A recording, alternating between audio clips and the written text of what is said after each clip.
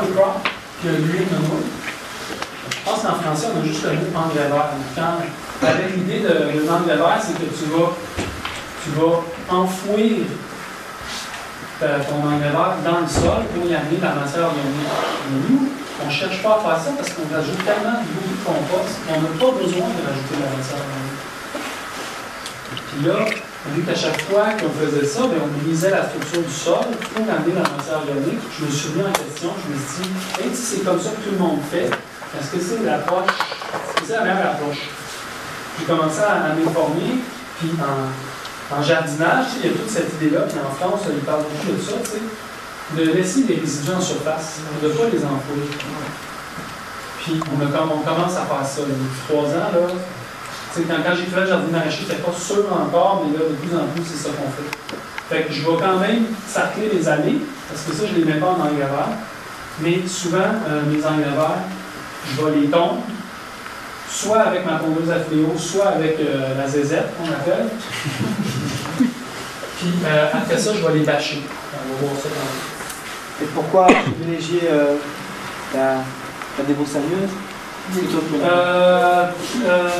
pourquoi non? Pourquoi faire ça plutôt que la tondeuse à fléau? Parce que je pense que des fois, ça va juste plus vite de prendre ça, puis de tout pas aller démonter le... Pas mal comme ça. Des fois, je me sens paresseux d'aller tout atteler mon affaire pour faire une planche ou deux pour prendre la zézette. Il faut vider les planches. J'avais dit qu'on avait 180 planches que j'avais pelletées, puis là, depuis 2 ans, on trouve cette ici-là.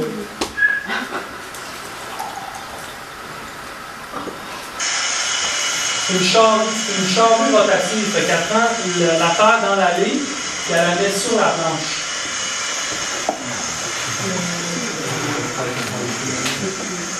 Encore une fois, là, c'est pas filmé par un professionnel, mais. Ouais, c'est juste une vis qui tourne. Fait que là, je circule dans l'allée, puis elle prend la terre de l'allée, puis elle la met sur la planche.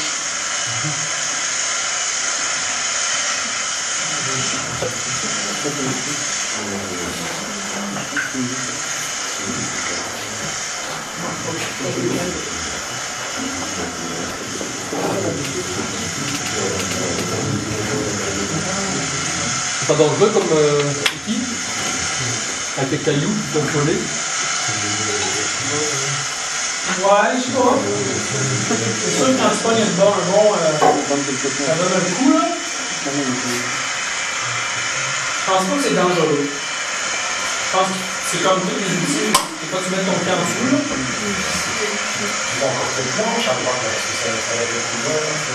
Ça, c'est ce qui arrive après 2-3 ans. Les planches, on les voit plus beaucoup, mais ils sont encore là.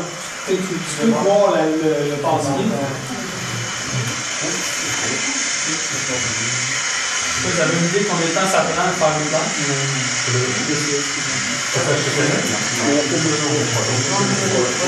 On va faire ça aux 2 ou 3 ans. À chaque année, je vais faire 2 ou 3 blocs.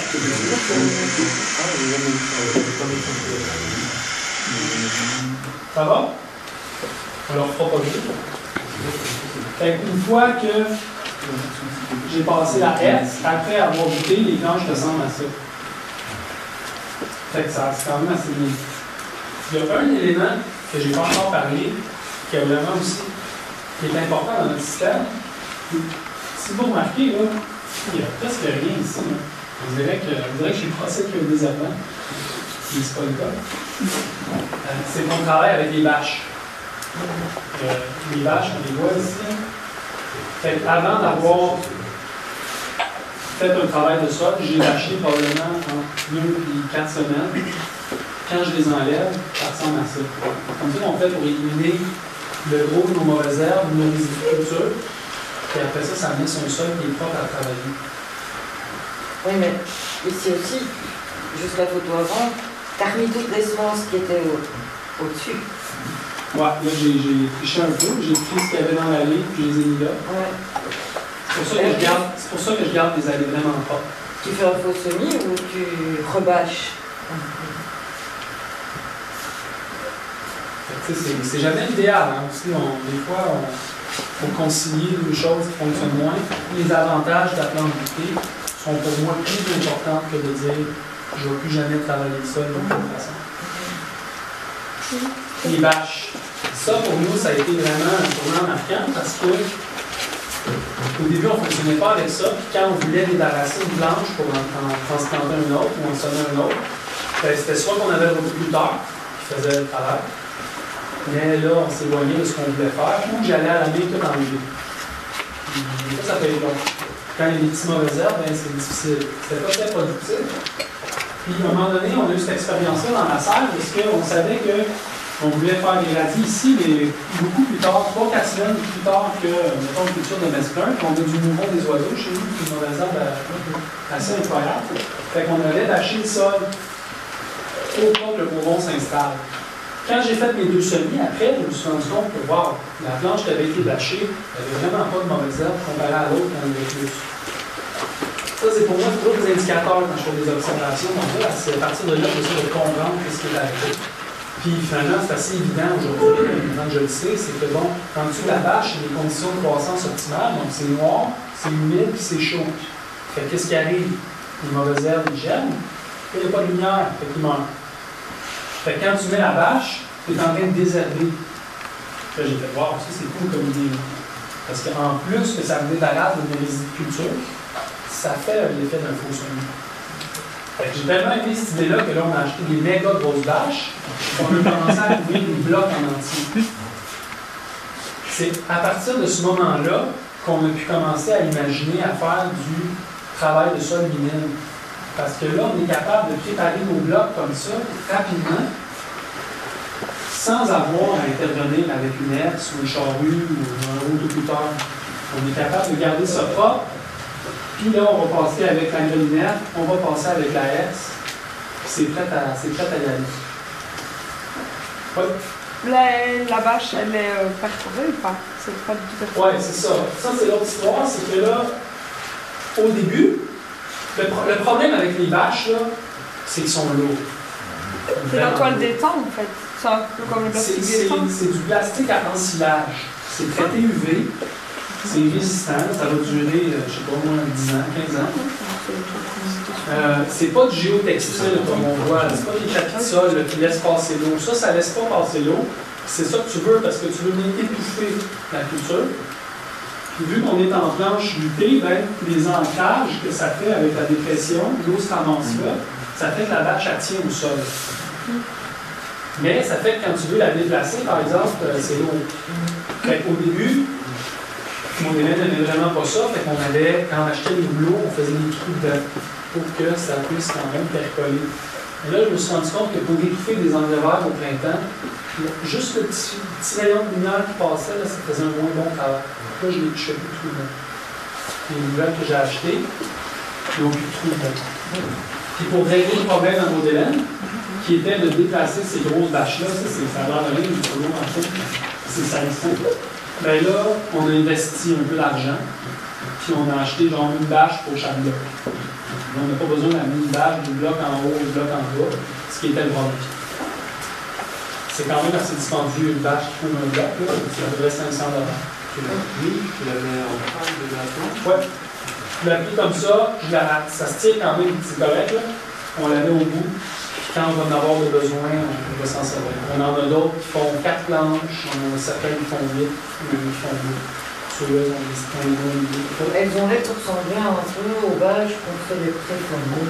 Oui, c'est ça. C'est celle-là. Mais c'est un plastique assez épais quand même. C'est pas les trucs qui enroulent autour du des balles de foin. C'est pour l'ensilage au Québec, ils l'emmagasinent dans des espèces de combinats de ciment, puis là ils viennent mettre des bâches par-dessus. Je suis sûr que ça se trouve ici.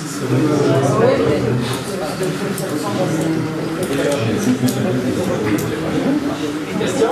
Moi, je vais parler chez les Français probablement il y a quelques jours, on s'apprend cette fausse les aciers que ça fait comme ça. Lequel? Champigny ou genre de. Ah, ben il n'y avait pas de plastique. Il n'y a pas de plastique, quand vous avez parlé du système. J'ai jamais vu qu'il faisait des faux semis. J'ai jamais vu ça. Les Templiers, lui, il faisait ça. Il faisait, écoute, c'était vraiment impressionnant. C'est la terre que j'ai visité en France. Lui, il avait planifié 2 ans d'avance ses cultures.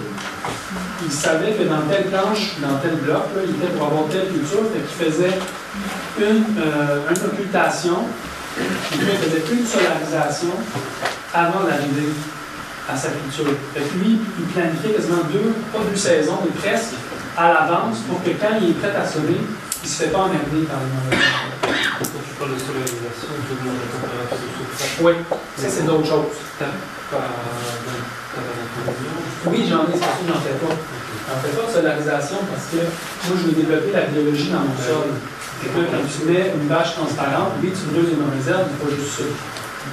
Puis j'ai toujours la préoccupation que si tu stérilises un sol, tu le laisses. C'est comme après ça, c'est un buffet pour tout le monde qui vient coloniser. C'est la même chose avec les plateaux multicellules. Là. On ne les stérilise pas parce que si tu les stérilises, après, n'importe qui peut venir s'accrocher dessus. C'est comme, dans un environnement stérile, c'est soit tout est stérile ou rien n'est stérile. Ça, c'est dans ma conception. Les toiles tissées. Les toiles tissées, le problème, oui, j'en ai aussi. Le problème, c'est qu'elles laissent passer l'eau, puis qu'elles ont tendance à, mettons que tu as des mauvaises herbes en dessous, une culture, elles ne veulent pas écraser. Fait que c'est plus long avant que ça se décompose. Plus de respiration. Mais c'est pas un problème, parce que quand tu enlèves la bâche, ce que tu vois, là, c'est un sol de garder son humidité. Parce que tu as une compte, c'est pas thermosiphon, mais l'eau est comme aspirée au-dessus, puis là, vu que c'est bloqué, l'eau reste là. Ça garde l'humidité dans le sol, puis là, il y a des vers de terre à grandeur. Quand j'enlève les bâches, moi, c'est pas rare que je vois plein de vers de terre. Depuis le début, ça m'a indiqué que ce que je fais avec les bâches, c'est pas nocif pour le sol. Je suis pas en train de l'étouffer ou de suffoquer, là. On peut voir les bâches comme si c'était une prairie. C'est un couvre-sol, en fait. C'est un couvre-sol que tu mets immédiatement. Dans un système intensif, parce que le temps est aussi important que l'espace, parce que je veux faire des successions, mais le fait de pouvoir établir une prairie d'un coup directement, moi, ça me fait gagner quand même. Et justement, si on la laisse trop longtemps, est-ce que ça peut avoir un effet négatif? Enfin, je ne sais pas. Peut-être qu'il y aurait des particules de phénol, de je ne sais pas quoi, du plastique. Non, mais moi je parle sur la. Ben, je pense pas. La vie du sol? Oui, sur la vie du sol. Toi, tu les laisses 5 semaines au maximum. Ben, c'est rare que je vais les laisser plus parce que j'ai toujours besoin de cultiver. Fait que déjà, même le délai de entre 2 et 4 semaines, il faut que je le planifie dans mon plan de culture parce que des fois, c'est pas idéal. Puis là, c'est là que je réponds à la question de monsieur ici. C'est pourquoi je garde le rotoculteur, parce que des fois, entre 2 successions, j'ai planifié de mettre la bâche, mais là, la réalité, c'est que là, oups, ça ne marche pas avec mon plan. Là, c'est comme là qu'il faut que je transplante. Puis là, j'ai pas le temps de mettre une bâche. Puis là, si, mettons, je suis débordé, ça ne me tente pas de tout arracher à la main, puis je vais l'utiliser le rotoculteur. Je vais tout appriser ma structure de sol, puis je vais désherber plus. Après, tu sais, à un moment donné, je vise de faire quelque chose de super, puis des fois, ça ne marche pas toujours comme je veux, fait que je vais avoir un plan B. Le rotoculteur, c'est un plan B. Même affaire quand je fais des semis vraiment tôt au printemps, comme des fois, là, fin mars, je sème en plein champ, en dessous d'un tunnel chenille. Fait que là, je vais passer le rotoculteur, ça va comme tout oxygéner le sol, ça va le réchauffer rapidement. Puis là, je n'hésite pas, je l'utilise. Mais au moins, je sais que quand je le fais, je fais toujours la face, là, je vais siffler avant, j'avertis tout le monde, les vers de terre, là, je passe, après ça je resiffle, c'est correct, je peux remonter, tu sais. C'est pas l'idéal, c'est un outil. Ça, c'est, je vais vous laisser là-dessus, on prendra une pause, ceux qui veulent lire le livre.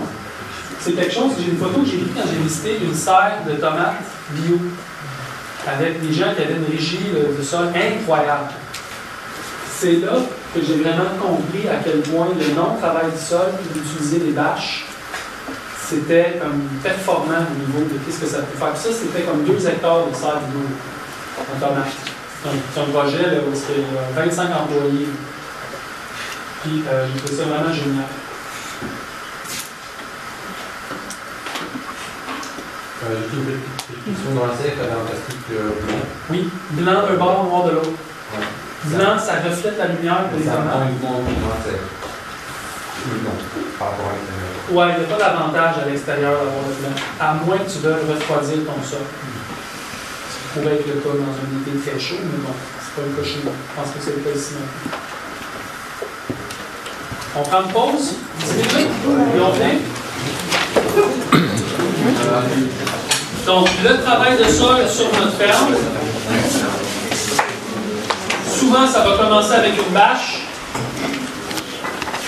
pour arriver à quelque chose comme ça, là, qui est propre. Et on voit la différence. Hein? Voyez-vous la ligne avec la bâche? Ici, il y a plein de mauvaises herbes, il y a plein de résidus. Là, c'est tout propre. Il va y avoir le compost ou le fumier de volaille, les deux. La grenouillette, quand il faut. Si je plante des salades, du mesclun, des légumes qui ont des petits secs, je porte pas la grenouillette. La reste, c'est tout. Sur des planches permanentes. Fait que quand là, je montrais hier le 260 $ d'essence par année, c'est ça. Puis, si on regarde sur des fermes maraîchères mécanisées, le poste de dépense de fuel pour le tracteur, c'est souvent, c'est beaucoup plus haut. Parce que souvent, avant d'arriver à un terrain propre comme ça, il va falloir soit faire un labour, soit faire plusieurs coups de disque, ou y aller avec le rotoculteur. Mais c'est quand on a commencé à travailler avec les vaches, il faut s'éloigner de devoir se fier au rotoculteur. Puis avec un rotoculteur, on n'a pas ça des disques ou des S. C'est pas assez lourd. Donc il a fallu trouver d'autres choses. Les vaches sont vraiment venues pour régler la solution pour nous. Là, je me suis rendu compte qu'en arrière, on ne voyait pas ce qui était écrit, mais je vais vous le lire. Plastique de sol. En culture biologique, nous cultivons les tomates en plein sol. Ça, j'ai trouvé ça, c'est dans une salle de tomates, ce truc-là. Nous nourrissons le sol avec des produits fertilisants organiques, compost, farine de plume, fumier de poule, qui doivent absolument, souligner, être digérés par la faune et la flore du sol. Vers de terre, cloportes, champignons, bactéries, etc. Pour libérer tous les minéraux de ces produits et les rendre disponibles dans l'eau du sol pour les plantes. Les plants de tomates se nourrissent ensuite de cette eau chargée de minéraux et alimentent tout leur tissu, tiges, feuilles, fruits, etc. pour produire de belles grosses tomates.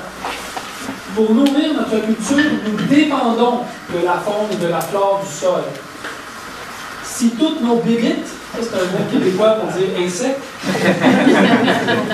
fonctionnent bien et se développent bien, les plants de tomates auront tous les minéraux dont ils ont besoin pour grandir. Ça devient l'idée d'avoir le moteur du jardin, c'est la vie dans le sol. Okay? Par contre, on peut appliquer au sol des tonnes et des tonnes de compost et de farine. Si nos bébites n'ont pas de bonnes conditions pour faire le travail, les minéraux ne seront jamais disponibles pour la plante. Nos plants auront de petites tiges, de petites grappes avec des fruits avortés, moins de tomates à récolter avant d'acheter. Mais quelles sont ces conditions pour assurer le bonheur de toutes ces bébites? L'humidité, la noirceur et un apport régulier de matière organique. Le plastique de couvre-sol n'est pas appliqué pour garder nos chaussures propres. C'était une farce qu'il faisait. Il est là pour garder des produits fertilisants humides et il garde le sol à la noirceur pour que les vers de terre, les colportes et les autres amis se croient en dessous du sol et viennent se nourrir 4 heures sur 24.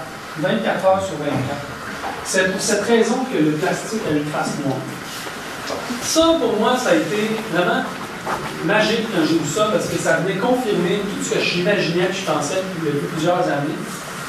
Puis là, je voyais des gens qui appliquaient cette idée-là d'avoir un labo biologique, mais dans une salle de 2 hectares.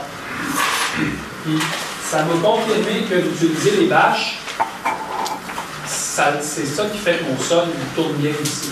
Et là, je commence à voir ça, puis je trouvais qu'il y avait pas mal d'avantages d'utiliser la bâche. Là. Ça désherbe, ça me permet un autre travail du sol, puis en plus, ça favorise la vie dans le sol. Fait que je voulais partager ça avec vous autres. Je me souviens plus pourquoi j'ai mis cette photo-là.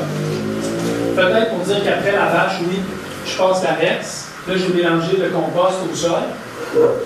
Après ça, ce qui nous reste, c'est préparé pour le semis, que ce soit en transplant ou en semis en plein sol. Fait que là, j'ai un râteau qui fait 75 cm, je vais enlever les roches, puis je vais être prêt à semer. Là, on ne le fait plus à la main. On a passé à une autre étape, on utilise des semoirs de précision. Oui? Donc vous dites que, si j'ai bien compris, quand vous avez parlé des engrais verts, vous dites que vous ne les utilisez pas vraiment pour J'ai oublié de compléter. utiliser la matière organique, et donc à vous entendre, vous allez arrêter les engrais verts pour uniquement les vaches, vu qu'elles remplissent cette fonction de couvre-sol.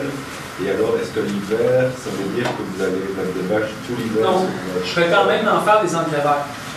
Ce que je m'éloigne de, c'est de les incorporer dans le sol. Je vais les faucher, je vais les décomposer pour leur faire un mulch, puis après ça, je vais mettre la bâche. Quand j'enlève la bâche, il n'y a plus rien. Écoute, ça revient à la même chose. C'est comme tu mets de la matière organique, tu crées des conditions d'obscurité, puis là, la vie microbienne, les vers de terre, ou je ne sais pas qui, s'occupe de venir décomposer ça pour les réorganiser. Puis quand tu lis tous les livres de jardinage, mulch vivant, etc., ils proposent ces idées-là. Mais là, c'est l'idée de dire, est-ce que c'est plus bénéfique d'incorporer l'engrais vert dans la terre avec le rotoculteur ou de le laisser en surface ouvert avec une bâche? Tu sais, là, je commence, moi, à tendre vers l'idée de je vais le laisser en surface. Quand j'enlève la bâche, ben, il n'y a plus rien. Tu sais, je me dis, c'est allant quelque part, cet engrais vert-là. Qu'est-ce qui est plus bénéfique?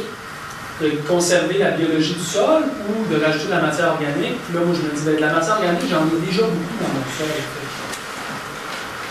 Donc voilà.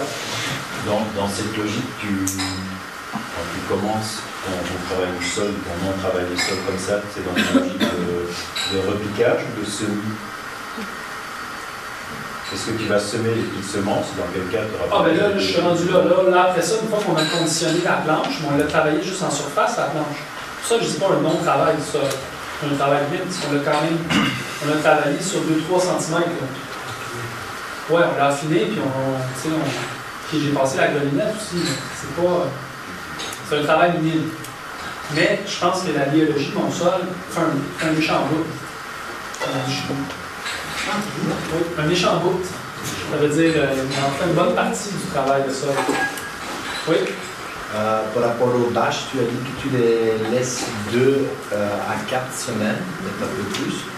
Du coup, une fois que tu les enlèves, ça veut dire que tu plantes tout de suite ou tu laisses quand même l'hiver passer dessus? Non, mais la bâche, elle peut être au printemps tôt. Puis après ça, quand je fais mes semis en mai, j'enlève la bâche. Elle peut être dans 2 cultures. Mettons que j'avais un bloc qui avait, je sais pas moi, des courgettes. Je les ai fauchées, je les ai broyées, j'ai mis la bâche. Après ça, j'enlève la bâche, je vais mettre un engrais vert, je vais avoir une autre culture.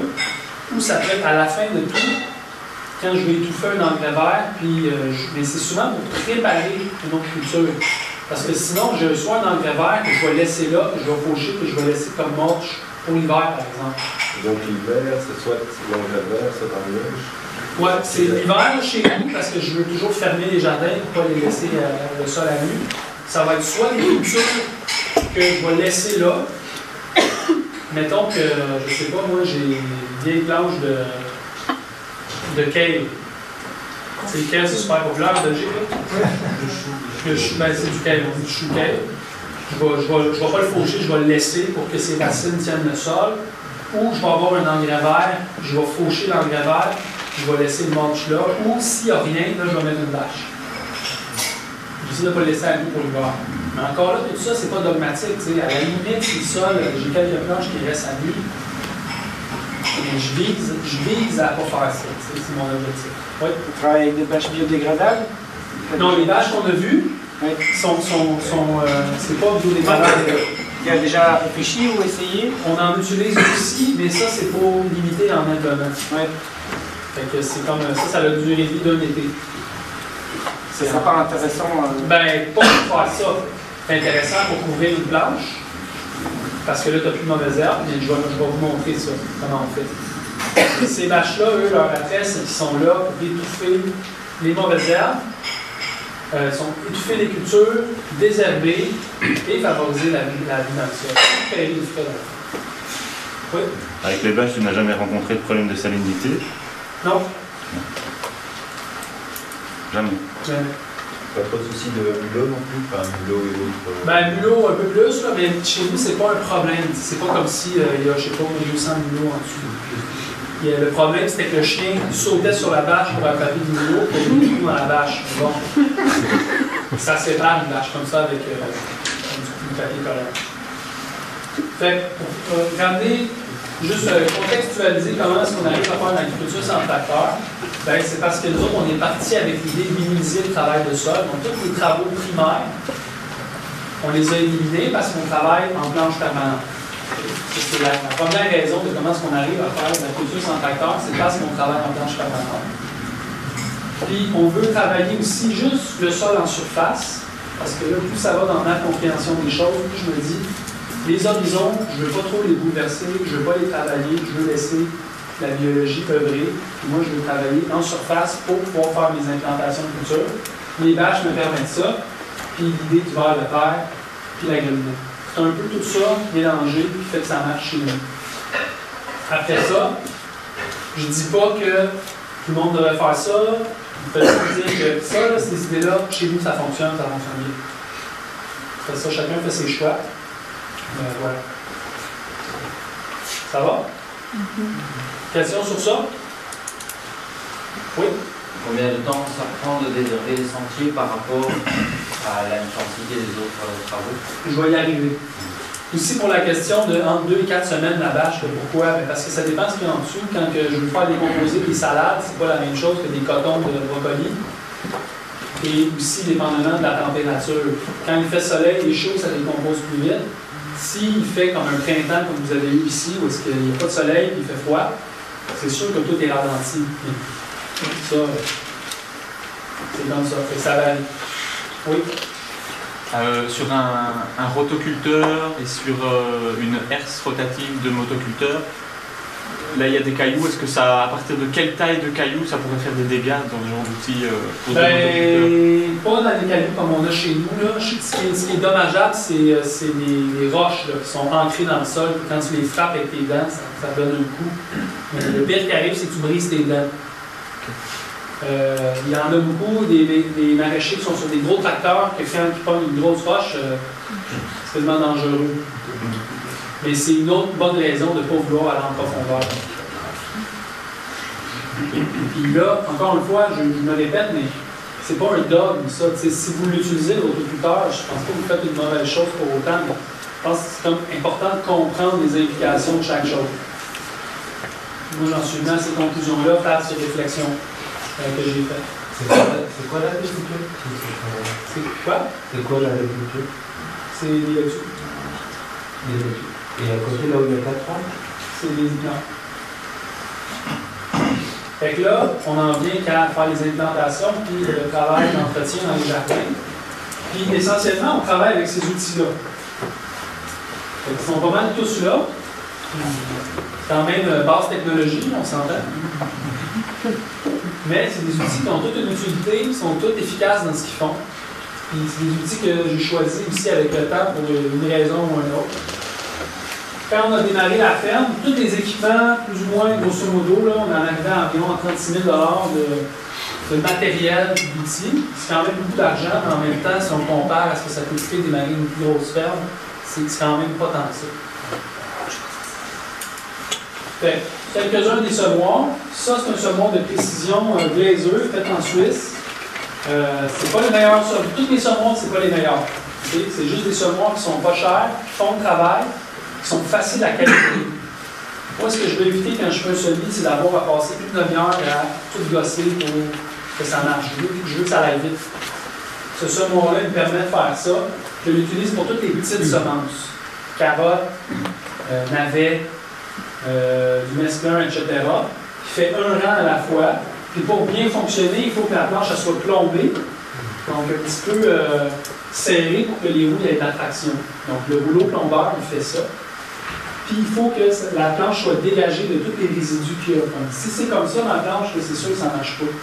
C'est pour ça que je vais passer avec un râteau après la herse, puis je vais enlever les roches et les résidus de culture. Comment on monte la ferme? Ça, c'est un semoir glaiseux. Ouais. Quand je vais faire un semis chez nous, on va aussi toujours mesurer le nombre de graines que je mets. Ça me permet de vérifier si j'ai la bonne densité. Dit autrement, je vais peser mon paquet de graines, de semences. Puis mettons que ça me dit 100 grammes. Je vais faire mon semis, 130 carottes. Je vais repeser, là, ça me dit 70, donc j'ai mis 30 grammes de graines. Puis là, avec le temps, moi, j'ai validé que 30 grammes, ça me donnait une densité parfaite. J'ai noté ça sur ma feuille.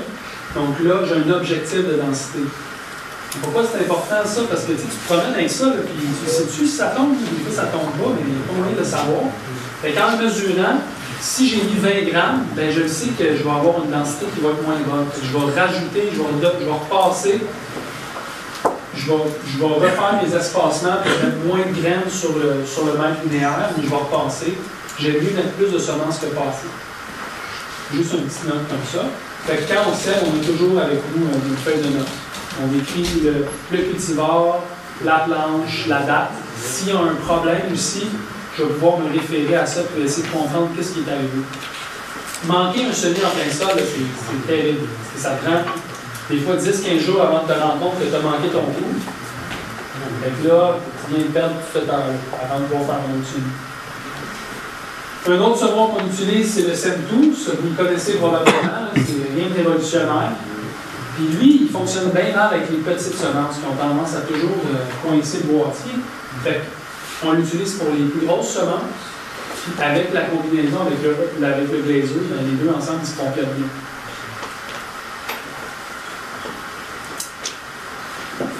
Le troisième semoir qu'on utilise, c'est celui-là, le semoir à 6 rangs. Fait que 6 rangs, un aller-retour, ça fait 12 rangs sur 75 cm. C'est un semoir qui a été développé pour faire sur mesclun, donc des ladurettes très serrées. Il est plus dispendieux, puis il est moins versatile, mais pour faire ça, ben, il est très bon. Encore là, tu as besoin d'avoir une planche qui est bien plombée, qui n'a pas trop de résidus, sinon ça a tendance à toujours bouger. Donc, avoir des planches bien affinées, plombées, c'est là que ça fait une grosse différence. Puis pour faire des bébés carottes en primeur, avec des semences enrobées. Donc, les semences enrobées, c'est des semences qui ont une petite couche d'argile, donc sont rondes. Puis je vais faire 12 rangs de carottes sur 75 cm. Ça me donne des carottes à peu près grosses comme ça. Ça, je fais ça au début mars. C'est combien de largeur celui-là? La moitié de 75 cm. Elles sont enrobées d'argile, c'est pour justement qu'elles puissent fonctionner avec ce... Ça se trouve ici aussi, là, quand ils sont enrobés d'argile, c'est qu'ils sont ronds. Fait que là, tu peux plus les singuler facilement avec tes semences. C'est plus cher, par exemple. Ça, c'est Johnny. Johnny, c'est le petit. Fait que ça, c'est un rouleau. Justement, la compagnie de Johnny m'a demandé de faire des essais avec ça pour plomber la planche. Avant d'avoir ma herse, moi, je tirais des morceaux de cheminée. En tout cas, j'ai essayé plein d'affaires. Mais ça marche bien parce que je peux peser un peu dessus. Ça a une bonne traction.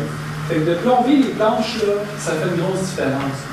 Là, je ne veux pas passer de commentaires, mais souvent, quand je vois du monde faire la permaculture avec des buttes en V, je me demande comment ils font pour semer là-dedans. C'est pas vraiment? Il n'y a pas de semoir. Mais si tu n'as pas de semoir, ça veut dire que tu prends bien du temps pour semer. Semence par semence. C'est difficilement conciliable avec un modèle productif qui allait à la main. Parce que faire une planche de 5 grammes par heure, là, ça peut prendre 4 heures. Avec le semoir, ça prend 12 minutes. À un moment donné, tu sais, c'est pourquoi l'avantage de faire des buttes comme ça. Il faut penser, c'est-tu un avantage ou c'est un désavantage? C'est quoi l'objectif? Il y a certains légumes qui n'aiment pas non plus dans une autre butte.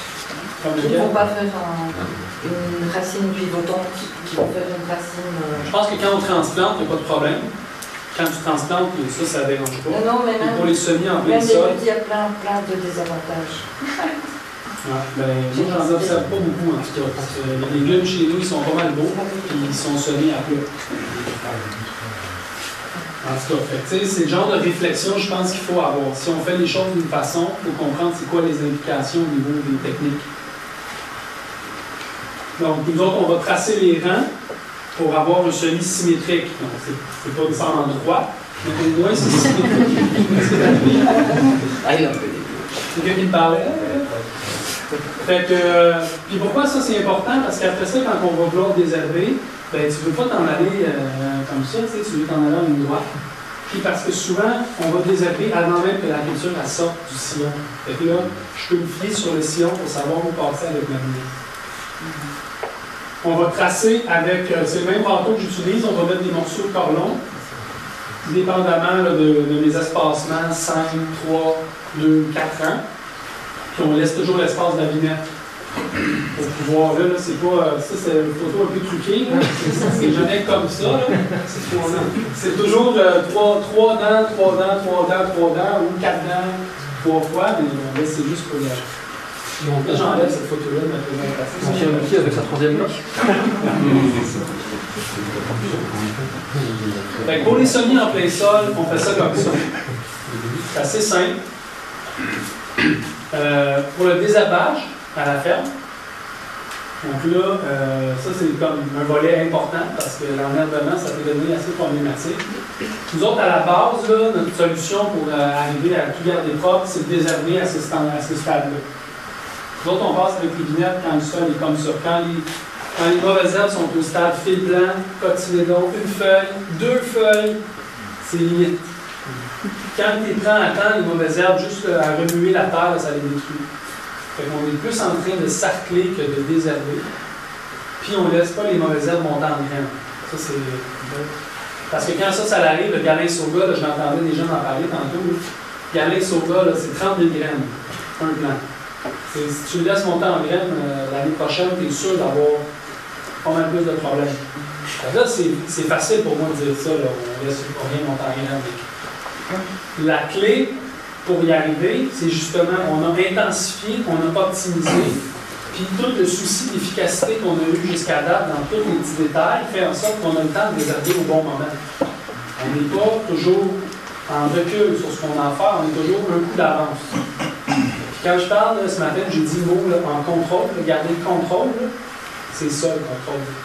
Le contrôle, c'est quand tu n'es jamais en retard dans rien de ce que tu as à faire, tu es toujours d'avance.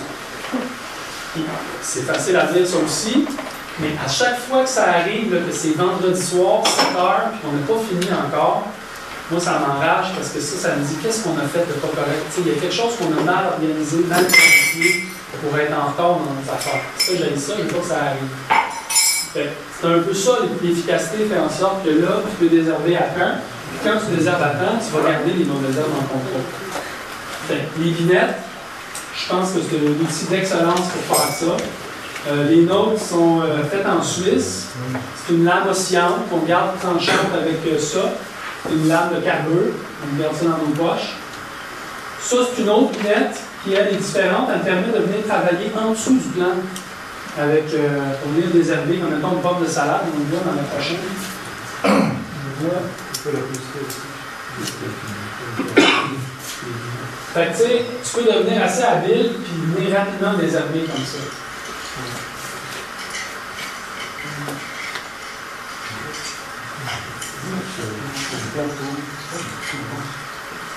Ça, c'est des laitues qui doivent avoir 2 semaines et demie après qu'on les ait transplantées. Si vous faites un désherbage, puis après ça, la laitue va prendre toute la place sur la planche, j'aurai plus besoin de désherber. Tu travailles jamais le week-end, en fait? Oui, je vais au marché samedi. Ah oui, donc mais tu ne travailles pas sur ton champ le week-end? Non. Tu arrives à ne pas travailler le week-end? Oui. Oui, j'arrive. Mais des fois, il y a des choses que j'aimerais faire, mais là, parce qu'à un moment donné, nous autres, on a 2 enfants. T'sais, si on passe tout notre temps sur la ferme à juste faire ça, on passera 0 temps avec eux. Ou genre, ça va être toute ma femme qui va être avec eux. Fait que, on essaie de calculer, commencer à 8 heures, finir à 5 heures. Et encore là, ça vient l'idée de se donner un cadre. Quand on donne un cadre, c'est comme si ça nous permet d'opérer dans le cadre. Vu qu'on veut fitter nos journées de même, ben on prend des moyens pour que ça arrive. Quand ça dépasse, ça arrive des fois que ça dépasse, ça arrive le dimanche que je récolte des revenus parce que c'est le temps, mais c'est pas ça que je vis. Mais généralement, on y arrive. On va faire du 8 à 5, puis les samedis, on réussit dans les marchés toute la journée. Puis là, le temps de revenir, décharger le camion, partir de l'usage, il est 5 heures. Le samedi, on travaille 6 jours semaine. Mais pendant 20 semaines, quand les marchés finissent, là, ça donne un petit répit. Les allées, on les garde propres avec la binette sur le bout. Il y en a-tu parmi vous qui n'ont jamais essayé cette binette sur le bout? Jamais essayé? Tout le monde a déjà essayé? Vraiment génial. Je l'adore. On fonctionne super bien. Fait un aller, un retour, puis ça fait la job. Fait sur la photo, ce qu'on voit, c'est que on est capable de garder propre les champs. C'est sûr qu'avec Photoshop, je suis passé tantôt, j'ai tout enlevé. La blague à part, ça se fait. Fait que la binette à l'aide, encore une fois, de ne pas laisser les mauvaises herbes monter en graines, mais il y a plus aussi. Donc, on va systématiquement vouloir faire des faux semis avant chaque plantation. Ça en est un très beau. Je pense que c'est mon plus beau faux semis que j'ai jamais réussi. Ça, c'est bien avec Soga. Assez incroyable. Fait que le faux semis, c'est quoi? Hein? C'est qu'on va toujours préparer les planches 10 à 12 jours avant de semer. Au besoin, on va les arroser, ou on va mettre un voile thermique. Puis on va faire une levée de mauvaises herbes, puis là, avant de semer, on va les détruire. On va les détruire soit avec la S, ou soit avec le birodésherbeur. Le birodésherbeur, l'avantage, c'est que là, tu ne remues pas le sol à nouveau, donc tu es sûr que tu n'auras pas d'autres mauvaises herbes qui vont monter. Le désavantage, c'est que tu utilises du propane. Non, ça n'a pas d'impact avec la biologie dans le sol parce que tu viens juste, c'est une flamme qui est juste assez forte pour donner un choc thermique aux plantures. Tu ne viens pas brûler le sol, tu viens juste comme brûler, donner un choc thermique aux mauvaises herbes. On utilise le birodésherbeur aussi, surtout pour les carottes en pré-émergence. Ça, c'est une des choses qu'il faut qu'on fasse systématiquement. Parce que là, ce qu'on fait, c'est qu'on va préparer les planches. Donc, je vais passer la grelinette, je vais mettre le compost, je vais passer la S, je vais même tracer les sillons 12 jours avant. Après ça, je vais semer mes carottes sans travailler le sol. Là, les mauvaises herbes ont 12 jours d'avance.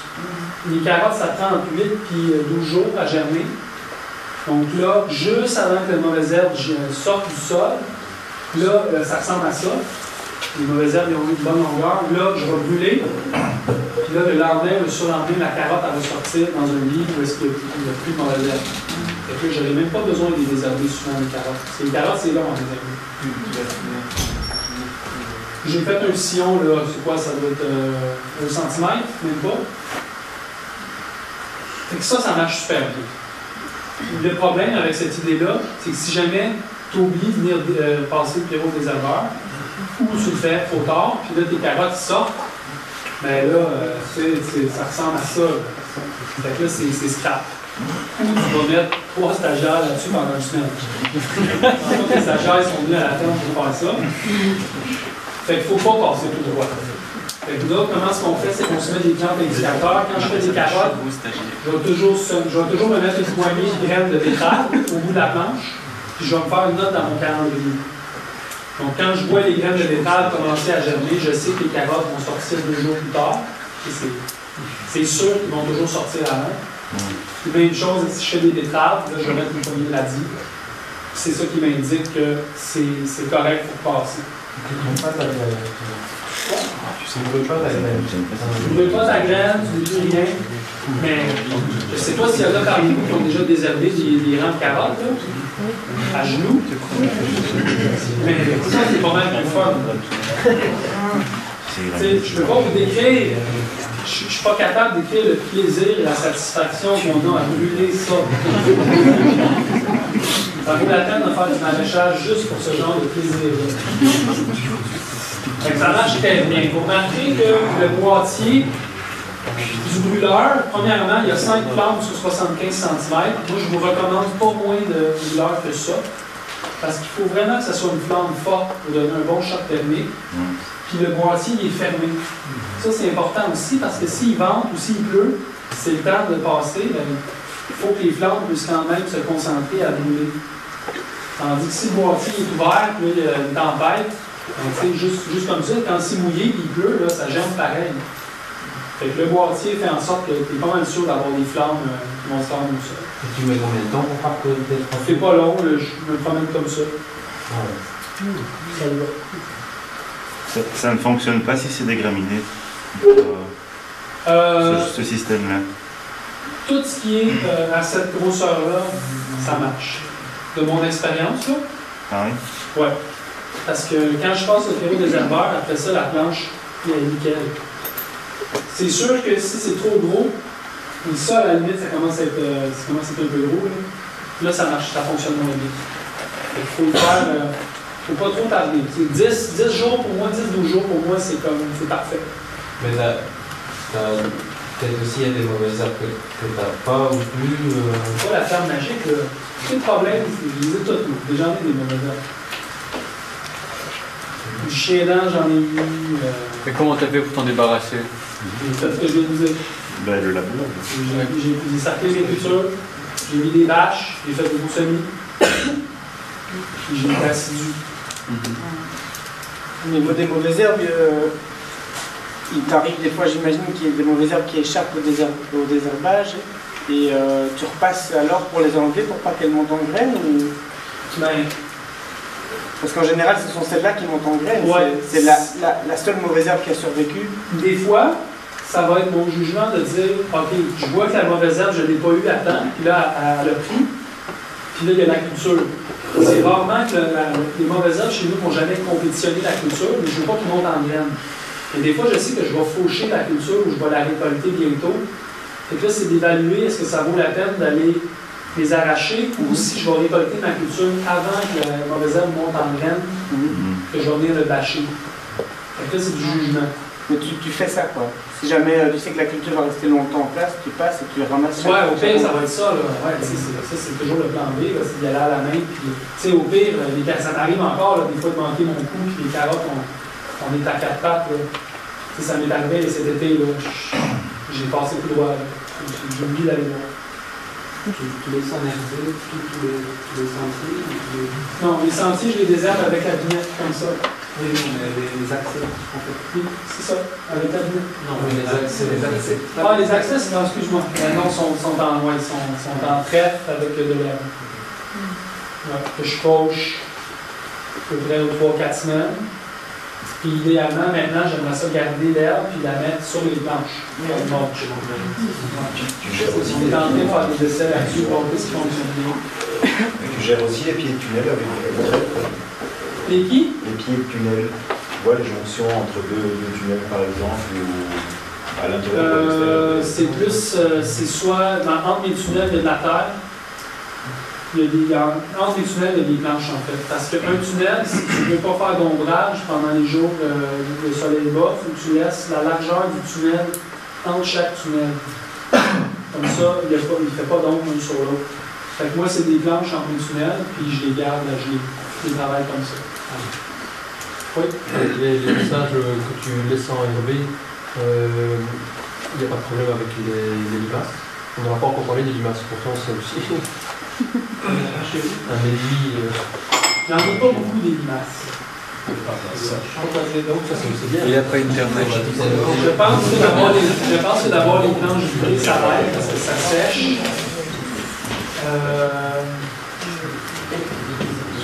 Il n'y en a pas beaucoup au Québec ou il n'y en a pas beaucoup chez toi? Ben, chez nous.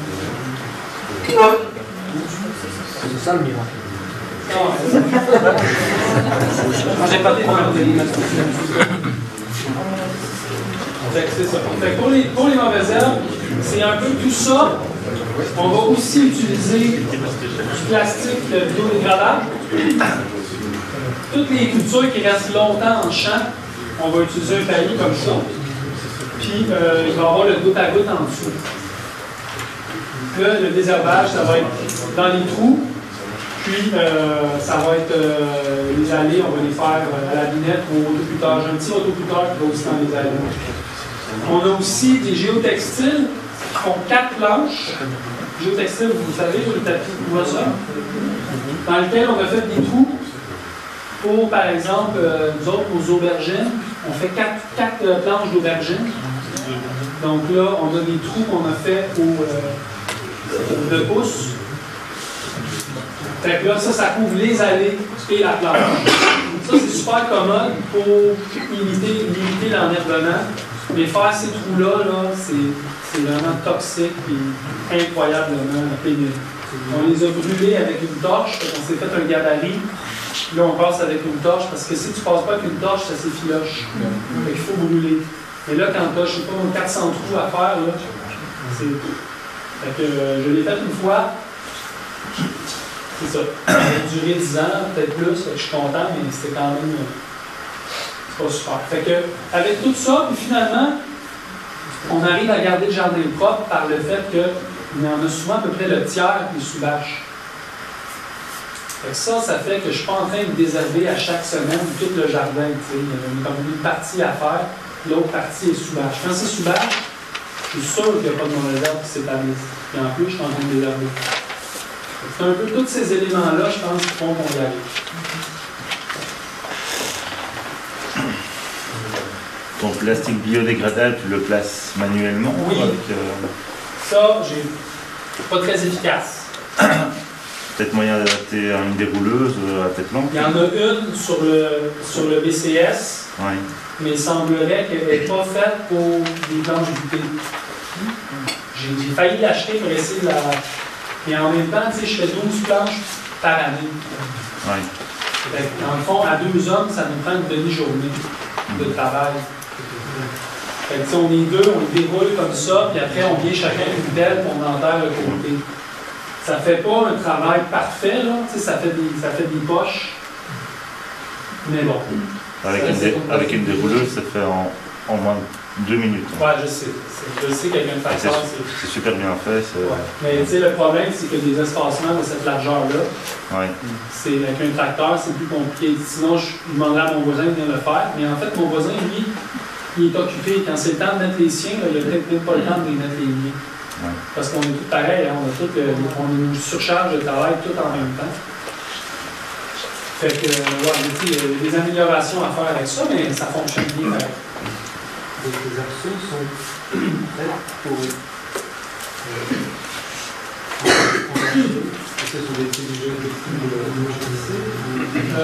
là, sur la photo, ça c'est des aubergines qu'on vient de planter. Oui, on va probablement vouloir bien les couvrir avec le bois. Ouais.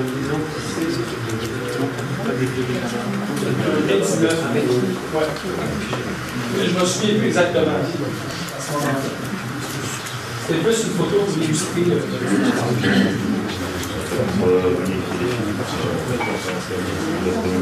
Ça va? Oui. J'ai pas compris. Tu lames les trous sur place, c'est ça? On va faire les trous.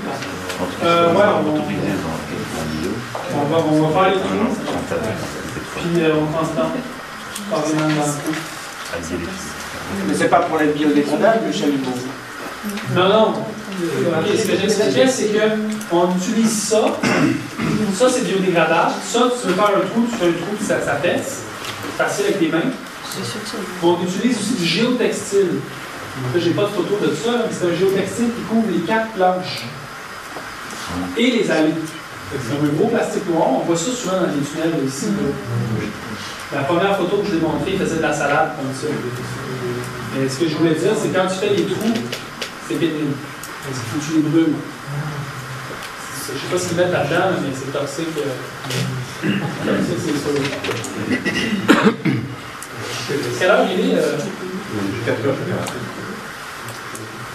Moi, je pense que ça serait ça qui serait ça.